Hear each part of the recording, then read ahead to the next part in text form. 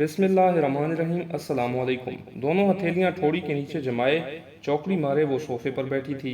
گاہے بگاہے اپنے برابر میں بیٹھے ہوئے احمر پر بھی نگاہیں ڈال لیتی تھی۔ احمر کی نظریں ٹی وی سکرین پر مرکوز تھیں اور اس کا انہماک قابل دید تھا، گویا پلک جھپکنا بھی کوئی گناہ عظیم ہو۔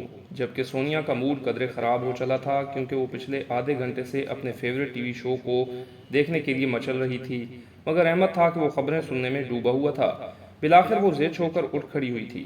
ارے کہاں جا رہی ہو؟ کچن میں جا رہی ہو تو میرے لیے ایک کپ چائے بنا دو، سر میں درد سا ہے۔ احمد نے کنپٹیوں کو ہاتھ سے دباتے ہوئے آنکھیں میچ کر اس سے ملتی جلتی انداز میں کہا، مگر سونیا کو اس کی منت سماجت اور ملتجیانہ انداز ہرگز متاثر نہ کر سکا تھا۔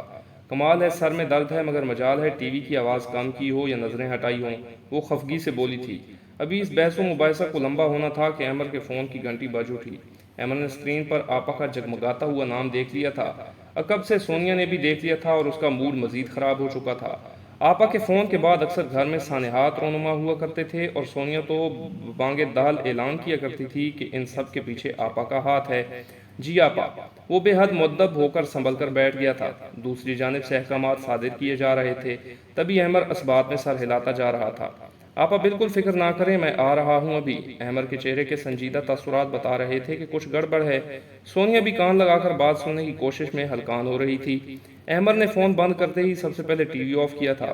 اس کے بعد اپنے ہاتھوں سے اپنے بال سنوارتا ہوا کار کی چابی اٹھا کر باہر کی جانب نکلنے لگا تھا۔ سونیا کو یہ انداز پسند نہ تھا، نہ کچھ بتانا اور نہ کچھ پوچھنا۔ آپ کدھر جا رہے ہیں رات کے اس وقت؟ وہ متعجب ہو کر پوچھ رہی تھی۔ آپا کی لڑائی ہو گئی ہے، عثمان بھائی نے ان پر ہاتھ اٹھایا ہے۔ کیا میں رات اور دن دیکھتا رہوں؟ احمد نے اپنی ساری کھولن اس پر نکالی تھی۔ مگر اس طرح جانا مسئلے کا حل نہیں ہے، اس طرح بات مزید بڑھ جائے گی۔ سونیا کے تو یہ سوچ کر ہی 14 طبق روشن ہو گئے تھے کہ دور سے زندگی کی خوشیوں میں زہر گھولنے والی آپا یہیں آ کر رہنے والی تھی۔ وہ حواس باختہ سی کھڑی سوچ رہی تھی کہ بیٹھے بٹھائے یہ کیا آفت آن پڑی۔ احمد آپ امی کو تو پتہ دیتے۔ وہ روحانسی ہوئی، کوئی ترکیب سوچنے لگی تھی۔ پاگل ہو، دور پردیس اماں کو کیا پریشان کرنا، اور پھر وہ کیا کریں گی؟ ناحق پریشان ہوں گی۔ تم بھی نہ بتانا، میں آتا ہوں۔ وہ مزید بحث کے موڈ میں ہرگز نہ تھا، اس لیے کار پر روانہ ہو گیا تھا۔ آپا کا گھر یہاں سے آدھے گھنٹے کی مسافت پر تھا۔ وہ جانتی تھی کہ اب وہ تیز رفتار ڈرائیو کریں گے۔ وہ دل ہی دل میں سلامتی کی دعائیں کرنے لگی تھی۔ احمد کی واپسی پورے 2 گھنٹے بعد ہوئی تھی۔ وہ تو وہیں سولی پر لٹکی بیٹھی رہی تھی۔ بے حد دبدبے سے اندر داخل ہوتی وہ سحر شاپا تھی۔ انہوں نے اس کے لپک کر گلے لگانے کو بھی ناپسندیدگی کی نگاہ سے دیکھا تھا اور پرے جھٹکا تھا۔ او بھی، یہ خالی خولی کی ہمدردی سنبھال کر رکھو، مجھے نہیں ضرورت، تھکی ہوئی ہوں، مجھے بھوک لگی ہے، جلدی کھانا لگا دو اور بعد میں گرین ٹی کی عادت ہے مجھے، آپا نے حکمیہ انداز میں کہا تھا۔ سونیا اپنی جگہ جز بز ہو کر رہ گئی تھی، لیکن مرتی کیا نہ کرتی کہ مصداق سیدھا اس نے کچن کا رخ کیا تھا۔ آج اس نے کڑی بنائی تھی اور روٹیاں تازہ تازہ بنا کر ہاٹ پاٹ میں رکھی تھیں۔ جب وہ کھانا ٹیبل پر لگا رہی تھی، آپا اور احمد نہ جانے سرگوشیوں میں کیا بات کر رہے تھے۔ اس کی بد زبانی سے میں تنگ آ چکی ہوں اور آج تو حد ہو گئی، اس نے مجھے ہاتھ اٹھا لیا۔ سحر شاپا نے نادیدہ آنسوؤں کو آنکھوں سے صاف کیا تھا۔ آپا پریشان نہ ہوں، یہ آپ کا اپنا گھر ہے، آپ جب تک چاہیں یہاں رہ سکتی ہیں۔ اگر اماں اور بھیا پاکستان میں نہیں تو کیا ہوا، یہ آپ کا میکہ ہے، آپ آرام سے رہیں، احمد نے سعادت مندی سے کہا تھا۔ سحرش نے جتائی ہوئی نگاہ سونیا پر ڈالی تھی۔ سونیا کو ان کا انداز سمجھ میں نہ آ سکا تھا۔ اپنے دکھ میں بھی ان کو یہ ثابت کرنا یاد تھا۔ کیا وہ واقعی دکھی تھیں یا دکھی ہونے کا ڈرامہ کر رہی تھیں؟ بہرحال وہ تو چپ بیٹھی تھی۔ ارے کڑی مجھے بہت پسند ہے، مگر یہ کیا بھائی، ہماری اماں نے تو ہمیشہ کڑی کے ساتھ چاول بنائے، یہ رواج تو پہلی بار دیکھا۔ پہلا اعتراض، سونیا نے تو ان اعتراضات کی عادی تھی۔ پہلا لقمہ سحر شاپا نے ضد میں لیا تھا اور پھر ناک منہ چڑھائی تھی اور مارے باندھے دوسرا لقمہ توڑا تھا۔ ان کے تاثرات بھی ایسے تھے کہ احمد چپ نہ رہ سکا۔ کیا بات ہے آپا، پسند نہیں تو کچھ اور بنوا دیتا ہوں، احمد نے خجالت سے کہا تھا۔ نگاہیں سونیا کے چہرے پر مرکوز تھیں۔ ارے جانے دو، پھر تمہاری بیوی کہے گی کہ میں وبال جان بن گئی ہوں۔ دراصل ہم تو کڑی کو خوب پکاتے ہیں، اس میں کچے بیسن کا مزہ ہے۔ بہرحال جانے دو، اسے معلوم تو تھا ہی کہ میں نے آنا ہے، کچھ اور بنا لیتی، 2 گھنٹے بہت ہوتے ہیں، سحر شاپا نے اس پر طنز کیا تھا۔ سونیا سے بولے بنا رہا نہ گیا تھا۔ دراصل مجھے کیا معلوم تھا کہ آپ اتنے غم میں بھی کھانے کا خیال رکھیں گی۔ دھیمے انداز میں اس کا کہا جملہ تو گویا قیامت سے کم نہ تھا۔ دیکھا احمد، تمہاری بیوی نے تو آتے ہی تانے دینا شروع کر دیے، کیا میں بھوکی مر جاؤں؟ ابھی تو پہلا لقمہ دیا کہ اس نے گز بھر لمبی زبان کھول دی۔ نہ بابا نہ، میں چلتی ہوں یہاں سے، میں نہیں یہاں رہنے کی، سحر شاپا نے تیز لہجہ میں کہا تھا۔ سونیا تم ہوش میں تو ہو؟ یہ کیسا انداز تخاطب ہے؟ ابھی کے ابھی آپا سے معافی مانگو اور جا کر کچھ اور بنا لو۔ ٹھیک تو کہہ رہی ہیں، تم کو تو سارا دن ٹی وی ڈراموں سے فرصت ہی نہیں ملتی۔ خرافات انہی ڈراموں کی بدولت ہے جو تمہارے دماغ میں پل رہی ہے۔ احمد نہ جانے کیا بولتا رہا مگر وہ مزید وہاں کھڑی نہ رہ سکی۔ جی تو چاہا صاف کہہ دے میرے دیکھے ڈرامے آپ کی آپا کی چلتر بازیوں سے کام ہی ہوتے ہیں۔ یہ تو خود بنی بنائی فلم ہے، مگر چپ رہنا مجبوری تھی، سو مجبوراً اپنے آنسوؤں کے پھندے کو گلے میں اتار کر بولی تھی، سوری آپا میں کچھ اور بنا لاتی ہوں۔ آپا نے فاتحانہ نگاہوں سے دیکھا تھا۔ وہ دل ہی دل میں آپا کو کوستے ہوئے سوچنے لگی کہ اب رات کے اس وقت کیا بنا کر پیش کرے۔ فریج میں وہ کباب فریز کر کے رکھتی تھی، اس نے وہی کباب تل کر ساتھ رائتا بنا لیا تھا اور وہیں ڈائننگ ٹیبل پر لے آئی تھی۔ ارے اب اس کی کیا ضرورت تھی، میں نے تو مجبوراً کھا بھی لیا کھانا، وہ منہ بنا کر بولی، اور ٹی وی پر اس وقت ریپیٹ ٹیلی کاسٹ میں اس کا ہی من پسند ڈرامہ لگا ہوا تھا۔ سوچ رہی تھی کہ کہے کہ آپ کی آپا بھی تو ان ڈراموں کو دیکھ رہی ہیں۔ اب ہے کوئی جواب، مگر وہ لبوں پر قفل لگائے کھڑی تھی۔ اچھا ایسا کرو کباب کی پلیٹ رکھ دو، میں کھا لیتی ہوں، تم کو برا نہ لگے اس لیے۔ آپا نے گویا اس پر احسان عظیم کیا تھا اور پھر آرام سے کباب سے انصاف کرنے لگیں۔ وہ دوبارہ کچن میں گھس گئی تھی۔ اس نے احمد کے لیے چائے بنائی جبکہ آپا کے لیے گرین ٹی۔ اسے معلوم تھا کہ احمد کھانے کے بعد چائے لازمی پیتے ہیں۔ عدنان، سہرش اور احمد تین بہن بھائی تھے۔ عدنان کی والدہ اور عدنان بیرون ملک مقیم تھے۔ سہرش یہیں پاکستان میں اور احمد کے گھر کے پاس ہی اس کا گھر تھا، اکثر ویکینڈ پر آ جایا کرتی تھی۔ سہرش آپا کے شوہر عثمان ایک بے حد سوبر سے انسان تھے۔ سونیا کی تو ابھی تک یہی سمجھ میں نہیں آیا تھا کہ اس قدر لمبی اعتراضات اور الزامات کی فہرست میں عثمان بھائی کہاں فٹ بیٹھتے ہیں، کیونکہ وہ تو جب بھی عثمان بھائی سے ملی ان کو بے حد دھیمے مزاج کا پایا۔ خندہ پیشانی سے سہرش آپا کے تمام انداز سہ جایا کرتے تھے۔ رات کو تو احمد کا موڈ آف ہی تھا، البتہ صبح سویرے آفس جانے سے قبل اس نے دل میں ٹھان لی تھی کہ احمد سے اصل بات ضرور پوچھے گی۔ احمد کیا آپ کی عثمان بھائی سے ملاقات ہوئی تھی؟ یہ سوال کل سے اس کے اندر ہلچل مچا رہا تھا۔ نہیں، میری ملاقات نہیں ہو سکی۔ دراصل میں تو سیدھا آپا کے گھر ہی گیا تھا، مگر وہاں آپا کی ساس اور نند آئی ہوئی تھیں۔ میں نے گیٹ سے ہی کہا کہ آپا کو بھیج دیں، کہنے لگیں کہ وہ تو نہ جانے شام سے کہیں گئی ہوئی ہے۔ پھر میں نے آپا کو کال کی تو معلوم ہوا کہ وہ اپنی ایک دوست کے گھر ہیں، وہاں سے سیدھا پھر میں گھر لے آیا، اس لیے تو اتنی دیر لگی تھی۔ احمد نے اسے تفصیل سے ساری بات بتائی تھی، لیکن احمد آپ کو سب سے پہلے عثمان بھائی سے بات کرنی چاہیے تھی کہ آپ نے نہیں دیکھا کہ وہ کتنے متحمل مزاج ہیں، وہ کس طرح آپا پر ہاتھ اٹھا سکتے ہیں؟ مجھے تو یقین ہی نہیں آ رہا ہے۔ وہ واقعی حیران تھی۔ تو تم کیا کہنا چاہتی ہو کہ میری آپا جھوٹ بول رہی ہیں؟ اب کہ احمد بگڑ کر بولا تھا، نہیں قطعاً نہیں، لیکن ایک فریق کی بات سن کر فیصلہ صادر کرنا درست نہیں ہے۔ ہمیشہ دونوں فریقین کی بات کو سننا اور پھر فیصلہ کرنا ہی دانشمندی ہے۔ وہ بڑے سبھاؤ سے احمد کو قائل کر رہی تھی۔ اس کی بات اب احمد کی سمجھ میں آ گئی تھی، تبھی مطمئن سا ہو گیا تھا۔ اچھا ٹھیک ہے، پھر بتاؤ کیا کرنا چاہیے؟ ابھی ان کی بات درمیان میں ہی تھی کہ آپا نے ایک دم زوردار دھکے سے دروازہ کھولا اور تالیاں بجانے لگیں۔ واہ واہ، آفرین ہے، کیسے باتوں میں الجھا لیتی ہو، تمہارے صرف بال ہی لچھے دار نہیں ہیں، باتوں میں بھی خوب الجھاؤ ہیں۔ آپا نے اس کے گھنگریالے بالوں پہ چوٹ کی تھی۔ وہ تو ان کی بنا دستک کمرے میں سینٹری پر ہی دم بخود تھی، نہ جانے کب سے دروازے سے کان لگائے ان کی باتیں سن رہی تھی۔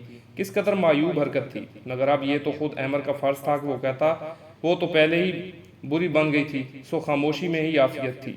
آپا ایسی کوئی بات نہیں ہے، وہ بھی آپ کے لیے فکر مند ہے۔ احمد نے اپنی دانست میں وضاحت پیش کرنا چاہی تھی۔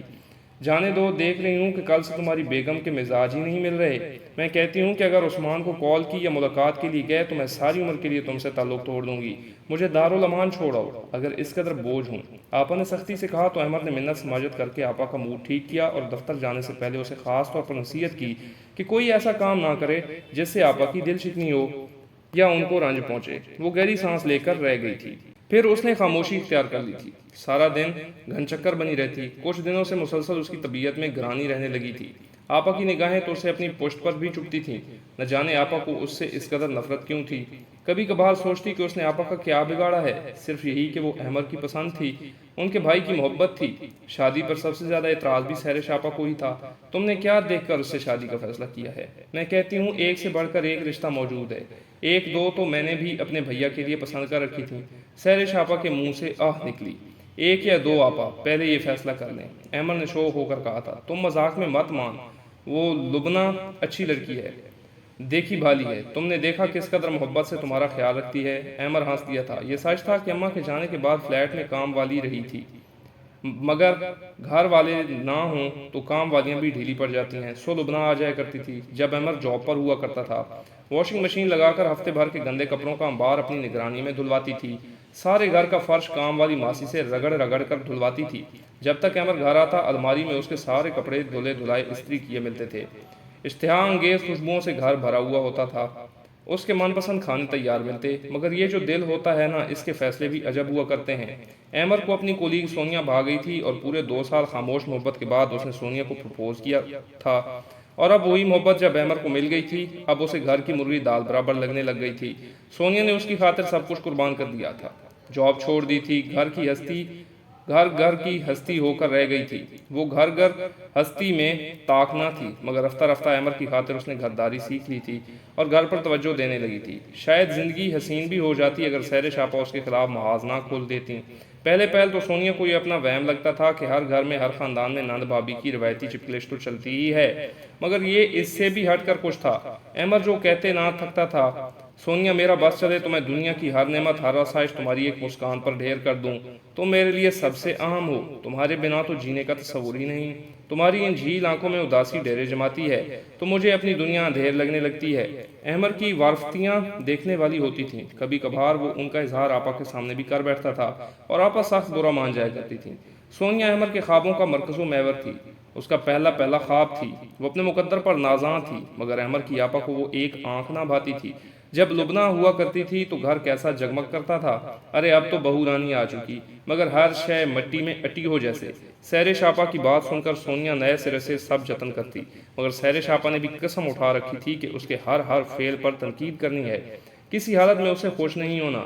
آپا کی دل جوئی میں اکثر احمد اس کے دل کو شدید ٹھیس بھی پہنچا دیا کرتا تھا، بعد میں اکثر تنہائی میں معافی بھی مانگ لیا کرتا تھا، مگر سونیا خود سے یہ سوال پوچھا کرتی تھی کہ کیا اس طرح اس کی عزت نفس کی اڑی دھجیاں اور دل کے ٹکڑے جوڑ سکتے ہیں۔ ناشتہ تیار ہو گیا کیا؟ وہ کچن میں اس کے پاس کھڑا پوچھ رہا تھا۔ وہ بہت دن سے چپ سی تھی۔ احمد کے دل کو کچھ ہوا تھا۔ وہ سنک میں ہاتھ دھونے لگا تھا۔ احمد نے ایک اچٹتی ہوئی نگاہ اس کے گلابی چہرے پر ڈالی تھی۔ متورم چہرہ، ملگجا سا حلیہ۔ تم روئی ہو؟ وہ دفعتاً چونک کر اس کی طرف پلٹا تھا۔ ہاں، وہ جھوٹ کیوں بولتی؟ اس نے بھی اسے جتانا ضروری خیال کیا تھا۔ اسے بھی تو معلوم ہو کہ دل میں چھید کیسے ہوتے ہیں۔ وجہ؟ وہ اسے نظر چرا گئی تھی۔ پراٹھے بن چکے تھے، آملیٹ بنا رہی تھی، بے دھیانی میں ہاتھ توے سے جا لگا تھا۔ وہ سی کر کے رہ گئی۔ کیا ہوا؟ ہاتھ جلا لیا؟ دھیان کدھر ہے؟ وہ اسے سرزنش کر رہا تھا۔ وہ کیسے بتاتی کہ سارے دھیان تو اسی کی جانب مرکوز ہو چکے ہیں، خصوصاً جب سے آپا نے باتوں میں اسے بتایا تھا کہ سب لبنہ کے لیے رشتہ ڈھونڈ رہے ہیں، مگر لبنہ ہے کہ کسی رشتے پر ہاں ہی نہیں کر کے دے رہی۔ صاف ظاہر تھا کہ آپا کو اب بھی اپنی نند کا رشتہ احمد سے کروانا مقصود تھا۔ اب جبکہ احمد کا گھر بس بھی چکا تھا، مگر نہ جانے کیوں ان کے دل میں احمد کی بیوی کے لیے جو خاکہ لبنہ کے حوالے سے بن چکا تھا، لاکھ کوششوں کے باوجود بھی سونیا اس پر پورا نہ اتر سکی تھی۔ رکو، میں برنال لاتا ہوں۔ اس نے اس کا ہاتھ تھمانا چاہا، مگر وہ ایک جھٹکے سے اپنا ہاتھ چھڑا گئی تھی۔ نگاہوں کا لمحہ بھر کا تصادم ہوا تھا اور اس کی سرخ انگارہ آنکھیں اسے بہت کچھ باور کرا گئی تھیں۔ جو کھولن میرے اندر ہے اس کے سامنے تو یہ جلن کچھ بھی نہیں ہے، وہ جتا کر ہاٹ پاٹ اٹھائے باہر نکل گئی تھی اور احمد گہرا سانس لے کر رہ گیا تھا۔ احمد چکی کے 2 پارٹوں میں پیس رہا تھا، ایک طرف محبت تھی، دوسری طرف صلہ رحمی تھی۔ چھٹی کے دن اچانک ہی عثمان آ گئے، ان کے ساتھ لبنہ بھی تھی۔ آپ تو عید کا چاند ہی ہو گئے ہیں، اب دکھائی ہی نہیں دیتے ہیں، لبنہ نے احمد سے شکوہ کیا تھا۔ سونیا کا دل جل کر راکھ ہو گیا۔ احمد بھی جوابی مسکراہٹ کے ساتھ بھرپور پرتپاک اسبال کر رہا تھا۔ بھائی سونیا، دیکھو تو کون آیا ہے؟ احمد نے اسے صدا لگائی تھی۔ وہ اپنے چہرے پر سپار تاثرات لیے نمودار ہوئی۔ اس نے دیکھا کہ آپا اپنی نند کو گلے لگائے اس کی بلائیں لیتے واری صدقے جا رہی تھیں اور عثمان بھائی سے بھی مسکرا کر بات کر رہی تھی۔ لگتا ہی نہیں تھا کہ ان کے درمیان ہلکی سی بھی خفگی رہی ہو۔ اور سنا ہے عثمان بھائی بیگم کے بنا اداس تو ہو گئے ہوں گے؟ سونیا نے کوریدنے کے لیے پوچھا تھا۔ ایسی ویسی اداسی؟ ارے بھائی ہمارے تو گھر کی ملکہ ہیں یہ، ان کا ہی تو حکم چلتا ہے۔ گھر پر اب ان کی مرضی تھی کہ چند دن احمد کی طرف رکنا چاہتی ہیں، میں نے بھی انکار نہیں کیا، جیسا چاہیں، عثمان نے سادگی سے کہا۔ احمد حیرت سے آپا کا چہرہ دیکھ رہا تھا کہ خود آپا اس وقت خجالت محسوس کر رہی تھیں۔ ہاں تو احمد، کیا میں چند دن رہنے نہیں آ سکتی تمہارے گھر؟ کیا اس کے لیے مجھے اجازت کی ضرورت ہوگی؟ آپا کو باتیں بنانا خوب آتا تھا۔ احمد نے سختی سے دانت پر دانت جمائے۔ اگرچہ وہ حد ادب میں کچھ کہتا نہیں تھا، مگر اب ایسا بھی نہیں تھا کہ اسے آپا کی غلط بیانی اور دروغ گوئی کا احساس نہیں ہوا تھا۔ دراصل یہ کہہ رہی تھی کہ میں کچھ دن میکے جا کر لبنہ کے لیے رشتہ ڈھونڈ مہم شروع کرنے جا رہی ہوں۔ لبنہ میں تو گویا ان کی جان بسی ہوئی ہے، عثمان نے مسکرا کر کہا تھا۔ اب کہ سونیا نے احمد کو گھور کر دیکھا تھا اور اسے پٹا کر رہ گیا۔ سونیا نے دوپہر کا پرتکلف سا کھانا تیار کیا تھا۔ لبنہ کا ایک بے حد اچھا رشتہ آیا ہے، لڑکا اچھا کماتا ہے اور فیملی بھی بے حد اچھی ہے۔ میں آج اس لیے آیا ہوں کہ یہ بھی دیکھ کر اوکے کر دیں۔ ہم سب نے تو پسند کر لیا ہے۔ عثمان صاحب کے کہتے ہی سونیا کو لگا اس کے کندھوں سے منو بوجھ سرک گیا ہو۔ وہ اب دل سے مسکرا کر باتیں کرنے لگی تھی، جبکہ آپا سوچ رہی تھی کہ میرے جانے کا سوچ کر ہی سونیا کا موڈ اچھا ہو گیا ہے۔ عثمان اور لبنہ کھانے کے بعد رخصت چاہتے باہر گاڑی میں بیٹھ گئے۔ اس وقت لاؤنج میں 3 نفوس تھے اور سب کے اندر الگ الگ کشمکش جاری تھی۔ آپا، اس قدر غلط بیانی کا مقصد کیا تھا؟ آپ تو میری آپا ہیں، آپ جب چاہیں آئیں۔ کیا آپ کو کبھی روکا ہے؟ احمد کے لہجے میں گہرا تعصب کھلا ہوا تھا۔ ہاں، تم نے روکنا تو نہیں تھا، مگر میں کیا کرتی؟ تم جانتے ہو پورے 8 سال ہو رہے ہیں، ابھی تک میں عثمان کو اولاد کی خوشی نہیں دے سکی، مگر تم نے دیکھا کہ وہ مجھ پر کس قدر جان چھڑکتے ہیں، میری کہی کوئی بھی بات نہیں ٹالتے ہیں۔ میں نے سوچا لبنہ سے تمہاری شادی ہو جاتی ہے تو پھر تم بھی آسودہ حال رہو گے، اور پھر لبنہ بھی تو تمہیں چاہتی ہے۔ آپا سے اب کوئی تعویل، کوئی جواز بن ہی نہیں پا رہا تھا۔ بس کر دیں آپا، بس کر دیں، بہت ہو گئی، وہ غصیلے لہجے میں بولا۔ اس کے انداز میں برہمی اور آنکھوں میں بے چینی تھی۔ مجھے سونیا کہتی رہی مگر میں نے اس کی ایک نہ سنی۔ وہ کہتی رہی کہ عثمان بھائی بہت نرم مزاج ہیں، مگر میں ہی تھا جو آپ کی ہر بات پر منو یقین کرتا چلا گیا۔ لبنہ مجھے پسند کرے یا نہ کرے، میں اب ایک شادی شدہ مرد ہوں، میرے لیے سب سے اہم میری بیوی ہے۔ آپ نے دراصل لبنہ کا نہیں اپنا سوچا۔ اگر یہ وٹا سٹا ہو جاتا ہے تو آپ پر کوئی حرف نہیں اٹھا سکے گا کہ آپ نے اولاد نہیں دی۔ کیا آپ نے میرے بارے میں اور سونیا کے بارے میں ایک بار بھی سوچا؟ سونیا میری محبت ہے اور وہی میری بیوی رہے گی۔ آپ بھی اس سچ کو جتنا جلدی قبول کر لیں اتنا ہی اچھا ہوگا۔ اگر میں بظاہر آپ کے ہر حکم کو بلا چون چرا مانتا ہوں تو اس کا ہرگز یہ مطلب نہیں کہ مجھے آپ کی باتوں میں جھوٹ دکھائی نہیں دیتا۔ دراصل آپا میں آپ کی شخصیت کا بھرم نہیں توڑنا چاہتا، احمد نے تصور سے کہا۔ اس وقت باہر عثمان نے ہارن بجا دیا تھا، وہ سیرش کو بلا رہا تھا۔ اب جائیں اور قدر کریں کہ اتنا محبت کرنے والا مخلص شوہر ملا ہے۔ اس پر اس قدر گھنونے الزامات لگاتے ہوئے ہی سوچ لیتی، ایمل نے دکھ سے کہا تھا۔ آپا کچھ کہنا چاہتی تھیں مگر اب وہ سمجھ چکی تھیں کہ وہ بازی کو مکمل طور پر ہار چکی ہیں۔ ایک ندامت بھری نگاہ انہوں نے احمد اور اس کے بعد سونیا پر ڈالی تھی۔ بعض مراتب تقدیر عطا کرتی ہے، مگر انسان اپنی بدنیتی اور بد زبانی سے اس مرتبے کو مٹی میں رول دیتا ہے۔ ایسا ہی سحر آپا کے ساتھ بھی ہوا تھا۔ ان سب کے جانے کے بعد پورے 10 منٹ تک گہری خاموشی چھائی رہی تھی۔ تب احمد نے اچانک اٹھ کر اس کا من پسند ڈرامہ ٹی وی پر لگا دیا تھا۔ یار جلدی سے چائے بنا دو، سر میں درد ہو رہا ہے۔ وہ شوق ہوا تھا، مگر مجھے تو ڈاکٹر نے بیڈ ریسٹ کا کہا ہے۔ اس نے گویا بم پھوڑا تھا۔ کیا کہا؟ مطلب احمد وہی سننا چاہتا تھا جو اس کو سنانا تھا۔ سونیا شرما گئی تھی۔ اس دن جب میری طبیعت زیادہ بگڑی تو میں ڈاکٹر کے پاس گئی تھی، تب معلوم ہوا، مگر آپ کو میری یا بچے کی کیا پرواہ؟ وہ آخری جملہ ادا کرتے ہوئے ناراضی سے بولی، پگلی تم ہو تو میری کل کائنات ہو، لیکن کیا کروں، بندہ بشر ہوں، غلطی ہو ہی جاتی ہے، معاف کر دو۔ اس نے باقاعدہ کانوں کو چھوا تھا۔ سونیا کھلکھلا کر ہنس دی تھی، طمانینت بخش ہنسی۔ زندگی کتنی مکمل ہو گئی تھی۔